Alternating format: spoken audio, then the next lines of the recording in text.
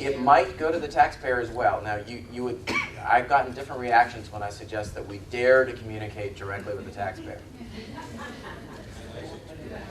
You like it? Well, if you don't have a handshake with what they can do and what they did, then to me, all bets are off. Do you have a disclosure issue with that? Disclosure issue with? With contacting the taxpayer about their taxes prepared. Actually, I asked my counsel that question. The initial answer is no, but we're still thinking about it. That's one of those gray areas, but I think it's hard once you submit a tax return that has your name on it that you sign with a preparer's name on it. There's nothing that bars us because that is all tax return information from communicating with you about the tax return. And in the P10 is tax return information at that point. So I don't think, but I did ask, I don't think there is a problem there. Yes, sir. And I'll come to you, ma'am. Sorry about that. I was wondering, early on in this conversation, you indicated that you were going to launch into a tax payer education program. Yes, sir. Which is a good step towards enforcement. But my question is, how is the service, or has the service given any consideration to policing the firm, the tax preparer firm of Cheatham Police and Steel, and the kind of work that they do? And is there going to be some kind of enforcement on this issue? Okay, so I did, I think, cover that toward the end, which is, I don't know what our strategy is going to be around those folks. One, we're going to have to be able to identify them, right? So we're going to have to know that a return was actually prepared by your firm, or that firm, not your firm. Sorry, that firm. You know what I meant. You know what I meant. We're going to have to be able to identify them, and then we're going to have the resources to actually go out and get those people. And one of the things that's frustrated me, particularly with the EITC community, is that I talk to a lot of people who prepare tax returns, often at the tax forums, who say, what are you doing about, Bobby Sue down the street here? I've got people coming into my office, they want the EIC. I prepare the return, they're not happy with the number. I've done all the work, I present it to them to sign, they leave, they go to Bobby Sue, no problem, she's doing those returns, and you guys are not doing anything about it. I've referred her, and I know I've called her at least 4 or 5 times, and what are you guys doing? I can't tell her, even if I know, because of the privacy rules. But the truth is that we're not doing a lot. We don't have the resources. I mean, my ideal world would be, we get a referral, we check on them within the week. I mean, the filing season. Now, you think about what kind of resources it takes to do that kind of response. All right? I mean, that is a whole level of difference for IRS to be doing that. So before I can even make a business case for that, what I'd like to do is to be able to get all of the people who are in the system to identify who they are. So that when someone identifies someone outside the system, I can concentrate the resources in real time during the filing season. Here's one of the other problems. We are paying for a lot of this through user fees. And it will drive some people out of the system. And they're not going to like it. You're going to have to pay a fee for your P10. And frankly, I don't think over 3 years it's going to be that much money. But you're going to have to pay a fee to pay for the exam and for your background check. And again, I think those might be amortizable.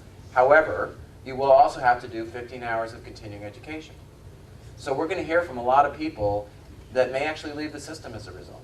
And what we're trying to do, and also, by the way, I don't know if you noticed, are we running out of time? Sorry.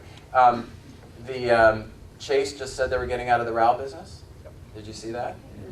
So that's going to mean, well, exactly, except that's going to mean there are going to be a lot of people who may go out of business, and it means a lot of low-income taxpayers are probably going to go to the next available alternative to get that money quickly, which may be some version of a payday loan. All right? Even the consumer groups who've been pushing against RALs for a long time are starting to go, oh, crap. We didn't think about what happens when you take away the RAL product and you don't have something else. Because there's demand for that product.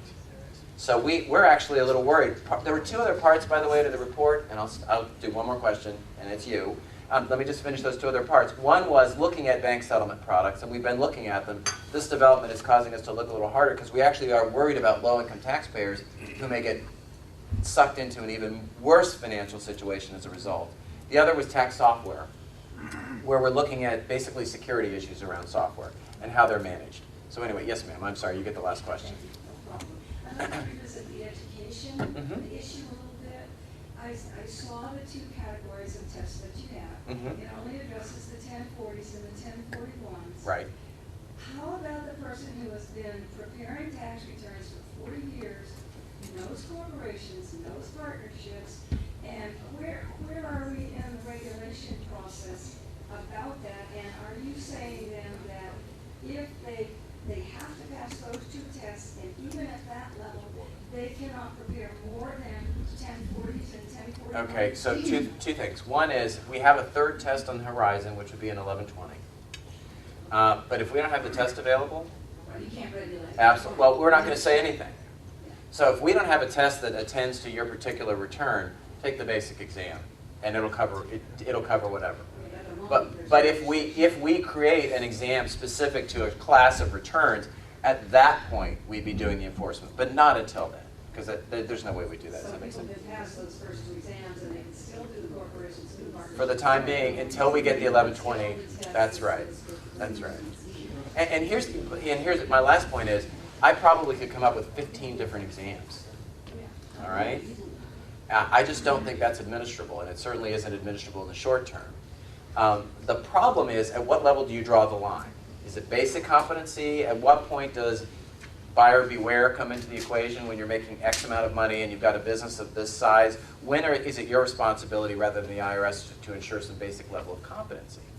I don't have the answer to that, but I'm pretty sure it's not at 15 exams, right? And one last thing, and Karen Hawkins would tell you this if she is here, today we are not requiring CPAs or attorneys to take either of these exams. They're covered by Circular 230, right? And of course that, because they've got a CPA, that must mean they know how to prepare their tax. What Karen will tell you is that a good half of the compliance cases in OPR are CPAs. So we are cognizant that there's an issue there. The CPA community understands that they need to address that as well. But I think in the long run, we're going to use the data to help us look at where the problems are and try to address them. It may be CPAs, it may be something else, but I'm not sort of cooking that outcome. I want to see what the data tell us about where we see compliance problems. Anyway, it's my time to go, and I want to thank you for your time. I also just want to reiterate again, we do want to work with you on defining and understanding how taxpayers think about what matters in terms of being an EA, what that is, what is representation, how does that matter, and how does that relate to being a registered return preparer. And how we do that and how we communicate about that is something that I expect we'll be talking a lot about in the coming year or 2 years. So thank you for your time.